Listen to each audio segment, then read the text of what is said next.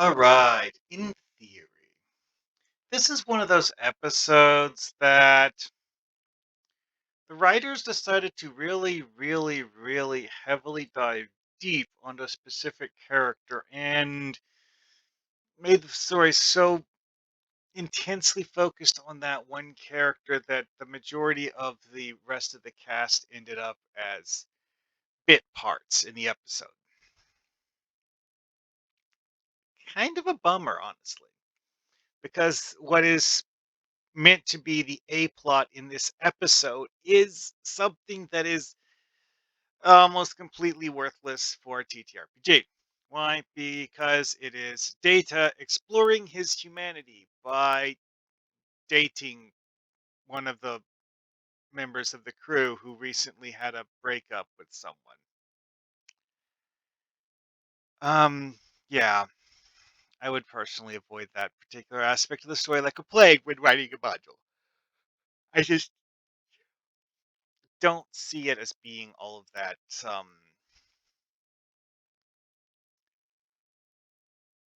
worthwhile to try exploring in a TTRPG. I just no. Now the B plot. Yeah, you might be able to get some use out of that.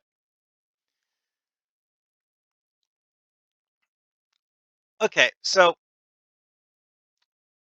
the episode has a whole bunch of weird things happen, and by weird I mean it might kill you.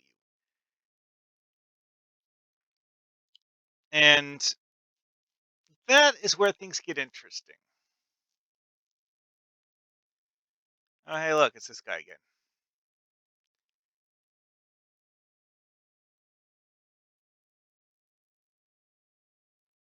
Anyway, so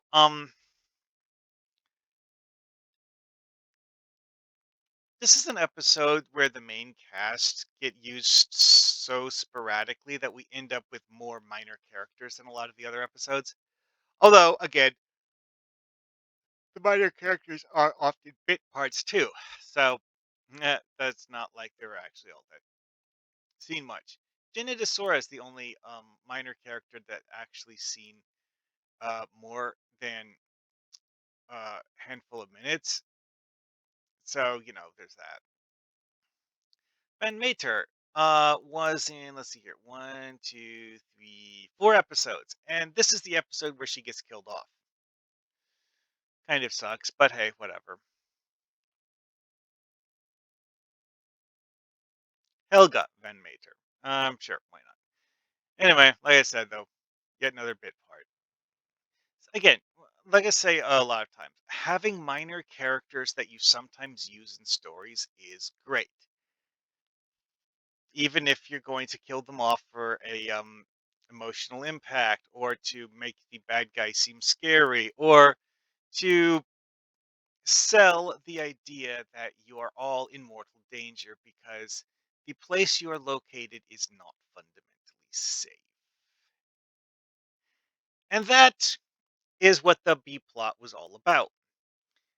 The Enterprise D had been sent to explore a dark matter nebula known as the Mar Oscura. Now, the Mar Oscura is something that the Federation just simply hadn't charted before, and that's what they're here to do. Thing is, it turns out to be something that you should probably fly around and not through.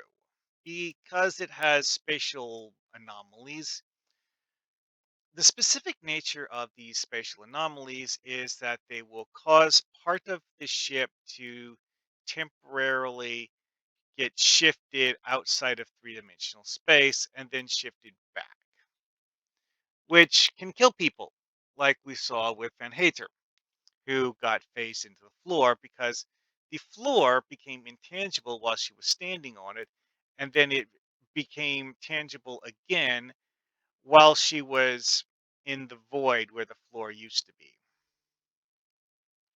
So she dies. And stuff like that happens to the ship a lot. Like you'll have things fall through a table because the tabletop became intangible for a brief moment. And that is the danger of this nebula is that it can cause your ship to literally just break apart. And yeah, um, this plot device is, I think, something that first got used in this episode and got used in several other episodes later on. Because while they had mentioned in Star Trek Enterprise that in universe happens before this, yeah, Star Trek Enterprise was a prequel and thus filmed after this.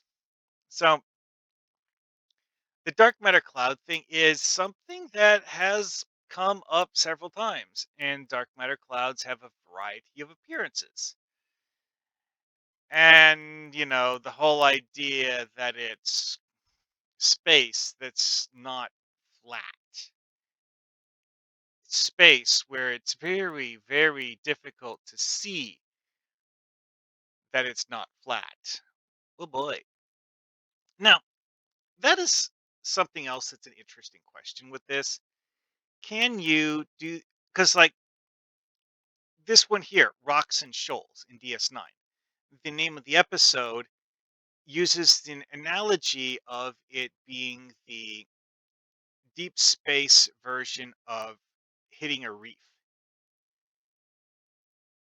Like old school sailing ships would need to worry about colliding with rocks while sailing the high seas, or sailing coastal waters, or both, because that's part of what defined shipping lanes in the old days. Is this is an area that's safe to have ships sail through it. This other area is one that is not. And then you had giant monstrosities like the Great Eastern, which spent her career finding rocks that people had never found before. One of them is even named after her, the Great Eastern Rock. It's actually a popular destination for people who want to do fishing on the in the ocean, because of the fact that it is a seamount that comes relatively close to the surface. So you cast into those waters, and there's something for the fish to look at. So the fish gather around the top of the seamount, and casting into the waters around the top of the seamount has more fish because the fish have something to do there. Anyway, though, this is interesting because of the fact that there are multiple different things that you can do with dark matter nebulas. The Mare Oscura Nebula is simply a navigation hazard. Some of the others are not.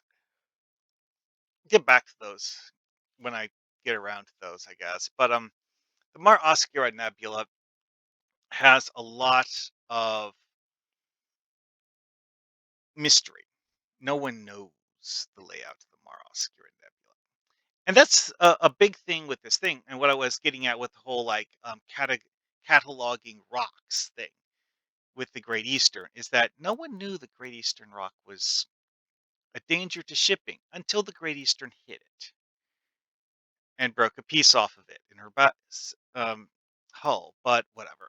Anyways, mapping a dark matter nebula like this, or perhaps running into someone who does have a map and thus they can fly through it relatively safely. Sucks to be you because you don't.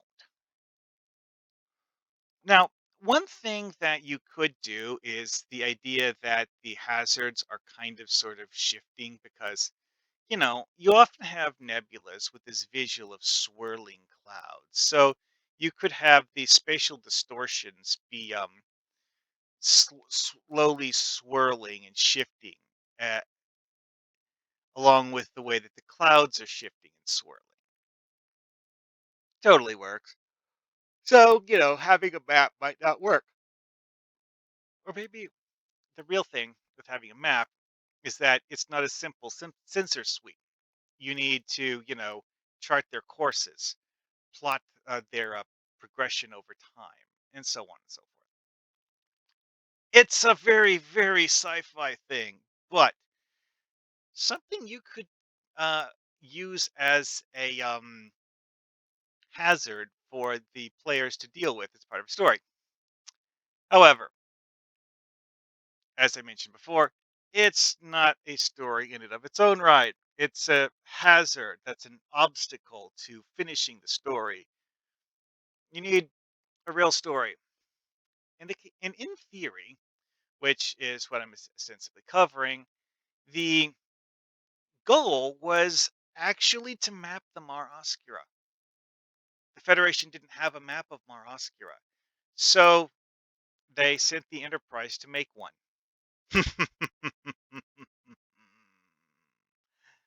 Yeah, well, mapping the unknown, charting unknown hazards.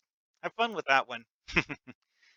Yeah, this was a short episode, but this is ultimately very simple. It's just iterations of stuff, and the basic plot being simple is a good thing because ye writing 20 pages and having players ignore 7 of the first 10 and then not even bother getting past the 10th one because you ran out of time. Yeah, kind of sucks when that's what happens when you're playing a game. Anyways, alrighty then. Well, I guess I'll call it there. See you guys later.